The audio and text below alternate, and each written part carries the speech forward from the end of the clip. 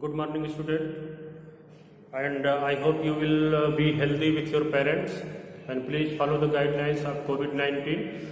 So, if you want to move outside, please wear your mask. And in the public, you have to follow the social distance. These are necessary. Today in our video, I have to discuss about history chapter 2, New Kings and Kingdoms. So what about the kings? King means in Hindi राजा. तो who were राजा? जो शासन करता था, राजा था. There were many kings and kingdoms in our country also, in ancient times and also in medieval time. If you will read from class 9 SST, the king's rule is called monarchy and kings are called monarchs. राजशाही, जिसको हिंदी में बोलते हैं राजशाही या राजा का शासन. What is the specialized features of this king or with these kings? The son of king will be king or the father of king was also king. इसका मतलब यह है कि राजा होगा तो राजा का जो बेटा होगा उस राजा के बाद वही राजा होगा. That was the system in the kingship. राजा जहां भी रहा है राजा का ही बेटा, अगर राजा का बेटा नहीं था तो उसका फैमिली का कोई नेफ्यू भतीजा कोई भी या भाई ही राजा बनेगा, यानी उसी फैमिली से नेक्स्ट किंग वुड बी. तो इसी को हम बोलते हैं dynasty. There is one word in many new dynasties emerged after. तो व्हाट इज डायनेस्टी? डायनेस्टी क्या है? तो dynasty is here, this is dynasty. A dynasty is a sequence of rulers from the same family, usually in the context of a monarchical system. एक राजशाही व्यवस्था में, system में उसी फैमिली से बिलोंग करता हुआ जो सीक्वेंस है, जैसे हम मौर्य वंश को लेते हैं जो क्लास 6 में है, चंद्रगुप्त मौर्य, आफ्टर दैट बिंदुसार, फिर सीक्वेंस में हम आते हैं आफ्टर दैट अशोका. अब इनके फैमिली का क्या था? मौर्य. तो इनको बोलते हैं मौर्य डायनेस्टी, मौर्य राजवंश. डायनेस्टी का मतलब ये हो गया कि इस खानदान या फैमिली से ही लोग राजा बने हैं वन बाय वन सीक्वेंस में, time to time. Let us start video. Many new dynasty emerge after the 7th century. Map 1 shows that major ruling dynasties in different parts of the subcontinents between the 7th and 12th century. You have to read in your books. दिया हुआ है this map. So इस map by the 7th century there were big landlords or warrior chiefs. बड़े बड़े जमींदार, जमीनों के मालिक थे, कई गांवों के मालिक जिनको जमींदार बोलते थे, और वॉरियर चीफ्स, योद्धाओं के जो चीफ थे यानी कमांडर, जो युद्ध लड़ने जाते थे, वीर सैनिक होते थे, उनका जो कमांडर होता था. In different regions of the subcontinent. Region of the subcontinent. तो what is subcontinent? Subcontinent में आएंगे तो कैसे हम जानेंगे कि सब कॉन्टिनेंट कहां से कहां तक था? Indian land mass. If you see the map of world और एशिया, देयर इज इंडिया. तो जो इंडिया का मैप है, भारत का नक्शा है, उसके भी जितने भी नाइबर्स हैं, that's are the part of Indian subcontinent. Continent means महाद्वीप, सब कॉन्टिनेंट मीन्स उप महाद्वीप. जब भी किसी वर्ड में यस यू बी लग जाता है, सब लग जाता है, उसका मतलब होता है उप. तो there are Pakistan, Afghanistan, Bhutan, Nepal, Bangladesh, Myanmar, Indonesia, Malaysia, Sri Lanka, Maldives. These are the Indian subcontinent. तो इंडिया और इनके जो नीबर्स कंट्री है, पड़ोसी है, इनको हम कॉमनली सब कॉन्टिनेंट बोलते हैं. Existing kings often acknowledge them as their subordinate. Existing king, जो राजा उस समय अस्तित्व में थे, उन्होंने बिग लैंड होल्डर को, जिनके पास बहुत जमीनें थी, बड़ा प्रभाव था, बिग लैंड लॉर्ड थे, और जो बहादुर सैनिकों की टुकड़ी के सरदार या कमांडर होते थे, इन लोगों को एक्नॉलेज करने के लिए, पहचान के लिए कि भाई ये बहुत बड़े लोग हैं, बहुत वीर हैं, ये हैं, वो हैं, उनको अपने अंडर में सामंत बोला कि सामंताज. तो एक न्यू वर्ड यहां से शुरू होता है मिडल में, सामंतास। तो they were samantas, they were subordinate. Subordinate का मतलब होता है अधीनस्थ, अधीन है, यानी ये लोग समाज से, कॉमन मैन से ऊपर थे सोसाइटी में, लेकिन राजा के ठीक नीचे। तो एक पोस्ट बन गई कि चलो हम राजा हैं और तुम लोगों को कुछ न कुछ हम दे देते हैं और तुम हमारे अधीन रहना। They were expected to bring gifts. So what were the work of these samantas or land lords or warrior chiefs? इनका काम क्या था? They were totally accountable and loyal to the king. वो केवल और केवल राजा के ही वफादार होते थे। अब उनसे अपेक्षा क्या थी, एक्सपेक्टेशन क्या था? Expected to bring gift for their kings. अपने राजा को उपहार भेंट करना। Or overlords, या राजा के नीचे इनके ऊपर भी कोई अगर है, लैंड लॉर्ड है और इनके ऊपर भी एक कोई बैठा हुआ है, तो उनको भी उपहार देना। Be present at their courts, राजा के दरबार में उपस्थित रहना। And provide them with military supports if necessary. फिर राजा को अगर जरूरत होता है, कहीं युद्ध लड़ता है, if any king want to fight wars, these samantas have to support with their military. It means all the samanta has their own military. ये जो सामंत थे इनके पास खुद की अपनी सेना थी, और जब राजा को जरूरत पड़ती थी तो अपनी सेना के द्वारा राजा को हेल्प करते थे, उसके अंडर में लड़ते थे। एज सामंतास गेन्ड पावर, अब सामंतों की जो शक्ति थी ये बढ़ती गई। सामंतों की शक्ति धीरे धीरे, चूंकि सेना भी रखना था तो जितना इनके पास कैपेसिटी थी उतना सेना भी ये बढ़ाने लगे। एंड वेल्थ, और धन, तो जितना धन बढ़ा उतनी सेना बढ़ी और दोनों बढ़ा लिया। They declare themselves to be mahasamanta. अब ये जब बड़े हो गए, पावरफुल हो गए, वेल्थी हो गए, ज्यादा धनी हो गए, तो इन्होंने अपनी टाइटल को बढ़ा दिया। सामंत से अब ये महासामंत बोलने लगे। महासामंत, Mahamandaleshwara, these are the titles. पहले सामंत, फिर जब वो शक्तिशाली हुआ, पावरफुल हुआ, तो महासामंत या महामंडलेश्वर, मंडल का ईश्वर, महामंडलेश्वर। मंडल इज द सर्किल, जितना एरिया इस सामंत के कंट्रोल में रहता था उसको मंडल बोलते थे। तो उस मंडल का ये महामंडलेश्वर, महामंडल का ईश्वर है। अब टाइटल को बहुत जो हाइपोथेटिकल लेके चले गए। The great lord of a circle or region and so on. Sometimes they asserted their independence। assert का मतलब होता है ले लेना, जबरदस्ती। asserted their independence from who? स्वतंत्रता इनको किससे चाहिए? from the king। तो they wanted to become a king। तब वो assert कर लेते थे, इतने ज्यादा शक्ति इकट्ठा कर लेते थे कि वो खुद किंग बन जाते थे। independence from their overlords। one such instance was that of the Rashtrakuta। Rashtrakuta was also dynasty in the Deccan। Initially they were subordinate to the Chalukya। अब राष्ट्रकूट राजवंश जब स्टार्ट हुआ, जो इसका राजा था या इसके जो फोर फादर्स थे, ये सब के सब चालुक्यों के सामंत थे, सबऑर्डिनेट थे, उनके अधीन में वर्क करते थे। In the mid 8th century Dantidurga a Rashtrakuta chief overthrew he Chalukya overlord. Dantidurga इतना शक्तिशाली हो गया, that was become more powerful, कि वो ओवरथ्रो कर दिया, शासन को हटा दिया कि अब हम राजा को नहीं मानेंगे, अब हम खुद के राजा बनेंगे। And performed a ritual called Hiranyagarbha. Hiranya means gold, सोना। जब हिंदी में सोने का पर्यायवाची हम पढ़ते हैं तो उसमें हिरण्य भी आता है। Golden worm, literally the golden worm. Worm को बोलते हैं जहां माँ के पेट में बच्चा जहां रहता है पैदा होने के पहले, उसको हम वॉर्म बोलते हैं।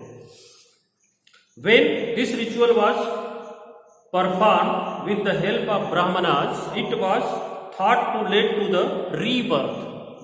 तो हिरण्यगर्भा, अब इसको मैं बिल्कुल आसानी से बता दे रहा हूं कि एक सोने का गर्भ बनाया जाता है, जैसे माता के गर्भ में बच्चा रहता है, पैदा होता है, तो उसी तरीके से यज्ञ होती थी हिरण्यगर्भा। तो उसमें सोने का गर्भ बना करके, और जो भी राजा बनना चाहता था, शक्तिशाली तो था ही, ब्राह्मण उसको उसमें जो है भेज देता था।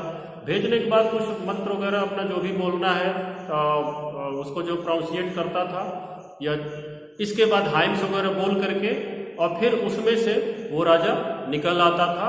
उसको बोलते थे दूसरी बार जन्म हुआ, यानी कि पहला जो दंत दुर्गा था अब वो नहीं है, जो दूसरा आया है वो न्यू है, किंग है। और इसमें क्या कि कास्ट भी चेंज हो जाती थी।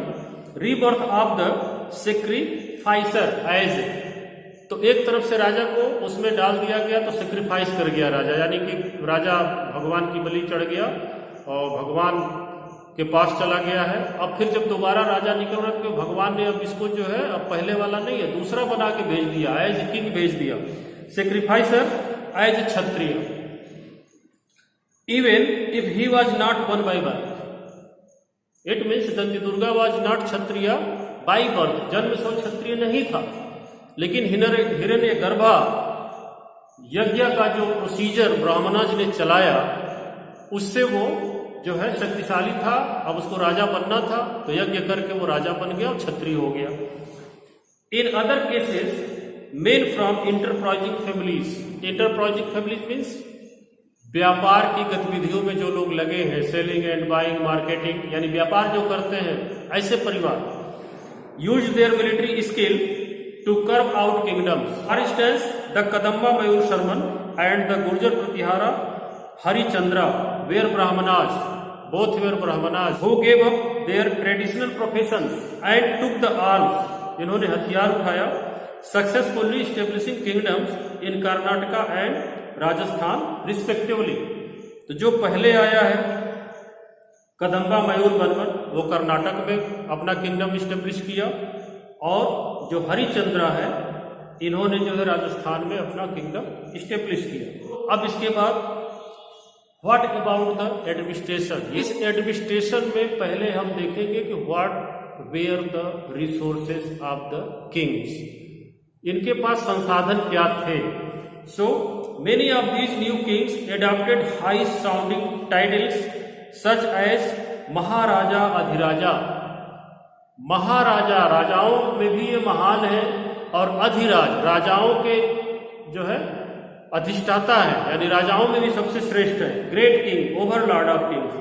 त्रिभुवन chakravarti, there is a mythological concept in our history, chakravarti samrat, chakravarti सम्राट लोग बनते थे, कई राजाओं को हरा करके पृथ्वी पर, बोला जाता है पूरा पृथ्वी के राजाओं को हराया, बट हिस्ट्री तो पूरे पृथ्वी के राजा को हराने की किसी की नहीं मिलती। खैर, त्रिभुवन, व्हाट इज त्रिभुवन, तो एक भुवन वो है जहां हम रहते हैं, एक जिसको हम बोलते हैं धरती आकाश पाताल, तो धरती पर हम रहते हैं, आकाश हमारे हेड के ऊपर रहता है, और पाताल कहाँ है, जस्ट बेनीथ, यानी हमारे नीचे, धरती के नीचे पाताल, ये कॉन्सेप्ट है माइथोलॉजिकल। तो इन तीनों के ये स्वामी हैं, एक राज्य के राजा हैं, और इन्होंने टाइटल रखा है कि पूरा आकाश पाताल और धरती के यही अकेले राजा हैं सबसे बड़े। So Lord of the three worlds and so on. However, in spite of such claims, in claims के अलावा they often shared power with, तो claim तो बहुत करते थे, लेकिन ये लोग अक्सर अपने पावर, अपनी शक्तियों को शेयर करते थे, कुछ शक्तियां दूसरों को देते थे, क्योंकि राजा अकेला है तो कहाँ कहाँ जाएगा, तो कुछ, और ज्यादातर ऐसे लोग इनके रिलेटिव और फैमिली मेंबर ही होते थे। So share power with their samantas as well as with association of peasants, तो जो सबॉर्डिनेट सामंत होते थे उनको कुछ शक्ति दे दिया कि आप अपने एरिया में ये काम करेंगे। एसोसिएशन ऑफ पीजेंट्स, जो किसानों के संगठन थे, यानी कि गांव गांव के जो किसान थे उनको कुछ शक्ति दे दी। ट्रेडर्स, जो व्यापारी थे, एंड ब्राह्मणाज, ब्राह्मणों को भी कुछ शक्तियां इन्होंने देके रखा हुआ था, क्योंकि ब्राह्मण ही तो डिक्लेयर करता था कि भाई क्या लीगल है क्या इलीगल है। In each of these states resources were obtained from, तो what were the source of resources, इनके पास धन कहां से आता था, तो obtained from the producers, producer means होता है उत्पादन करने वाला, कुछ भी जो उत्पादन करता है, मिल्क है, फूड ग्रेन है, वेजिटेबल्स है, जो लोग कुछ न कुछ बनाते थे या उत्पन्न करते थे, उत्पादन करते थे, उनसे ये रिसोर्स लेते थे। क्या लेते? That is peasants, cattle keepers, तो पीजेंट्स फूड ग्रेन के लिए, वेजिटेबल्स के लिए, कैटल कीपर्स जो है मीट या मिल्क, घी, आर्टिजन्स जो कलाकार थे कुछ न कुछ वस्तुएं बनाते थे, जस्ट लाइक स्टैचूज, टॉयज या गॉड एंड गॉडेजेस के स्टूज बनाते थे। फिर ऑर्नामेंट, गोल्ड स्मिथ या ब्लैक स्मिथ जो लोहे का सामान बनाता था, तो ये सब प्रोडक्ट करते थे। कुछ न कुछ प्रोडक्ट जो है मार्केट में आता था, तो इन्हीं प्रोड्यूसर से ये अपना हिस्सा भी लेते थे। Who were often persuaded, persuade का मतलब होता है समझा बुझा करके, तो उनको अक्सर समझा बुझा करके ले लिया जाता था कि भाई इतना चाहिए राजा को, हमारा राजा का भी हिस्सा होता है, भाई राजा स्वामी है पूरे स्टेट का, पूरे किंगडम का, तो आप दे दो। आर कंपेल, कंपेल का मीन्स होता है बाध्य करना, या तो उनको डरा के धमका करके पकड़ के बाध्य करके ले लिया। जब समझाने से वो नहीं देते थे तो उनको पकड़ करके मार करके किसी तरीके से पनिश करके उनसे ले लिया जाता था। To surrender part of what they produced, जो भी वो उत्पन्न करते थे, उत्पादन करते थे, उनका एक हिस्सा उनको सरेंडर करना है, यानी भेंट स्वरूप दे देना है। Sometimes these were claimed as rent, तो there is a rent, dues and revenue. तो जो प्रोडक्शन का हिस्सा इनको मिलता था, जो उत्पादन करते थे, उत्पन्न करते थे, उसमें से हिस्सा देते थे, उसको रेंट ड्यू बोला जाता था। किराया, बकाया किराया, यानी कि आप राजा की जमीन में रह रहे हैं, राजा के राज्य में रह रहे हैं, तो जो कुछ भी कर रहे हैं उसका रेंट दीजिए। Just like the land house owner, आपके फैमिली का कोई मेंबर बाहर जाके कमा रहा है, अगर वो किराए का कमरा वगैरह ले रहा है तो वो रेंट देगा। आप किसी बस से ट्रेवल करेंगे तो उसका रेंट देंगे, जिसको फेयर बोलते हैं। तो उसी तरीके से किंग के किंगडम में रह रहे हैं, राजा के राज्य में रह रहे हैं, तो आप रेंट देंगे, कुछ भी करेंगे। सो रेंट ड्यू, बकाया जो किराया था वो देना है। To a lord who asserted that he owned the land, revenue was also collected from traders, राजस्व जिसको बोलते हैं, जो व्यापारी थे उनसे रेवेन्यू लिया जाता था। तो दो है rent due and revenue, these are the resources of the king, इन्हीं से इनका पूरा राज्य चलता था, खर्चे चलते थे। These resources were used to finance the king's establishment, अब राजा बन गया, उसको अस्थायी रूप से रहना है, कमजोर न हो जाए, ये सब यूज होता था राजा को और ज्यादा पावरफुल करने के लिए, स्टेब्लिश करने के लिए। As well as for the construction of temple, तो राजा को जितना चाहिए था उसके बाद टेम्पल बनाए जाते थे, एंड फोर्ट्स, किले बनाए जाते थे। They were also use to fight wars, और इस धन से मिलिट्री खड़ी की जाती थी, सेना और शक्तिशाली बना करके युद्ध लड़े जाते थे। विच वेयर इंटर, अच्छा what is the role of war, युद्ध से राजा को क्या क्या फायदा होता था वो दिया हुआ है। Expected to lead to the acquisition of wealth, जिस किंगडम को, जिस राज्य को ये जीत लेते थे उसको लूटते थे, तो वहां से इनको धन प्राप्त होता था। Wealth in the form of plunder, लूट के रूप में धन मिलता था।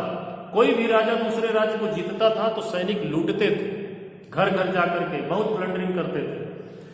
एंड असेस टू लैंड, और जमीन भी जीतने के बाद मिल जाती थी उस राज्य की। As well as trade routes, उस किंग के किंगडम का जो व्यापार होता था दूसरे जगहों से, उसके बीच में कोई ऐसा किंगडम है, ऐसा किंग है कि जो इनके व्यापारियों को वहां तक नहीं जाने दे रहा है, व्यापार नहीं करने दे रहा है, तो राजा युद्ध करके उस किंगडम को जीत लेता था कि कोई बीच में ट्रेड बैरियर रहेगा ही नहीं।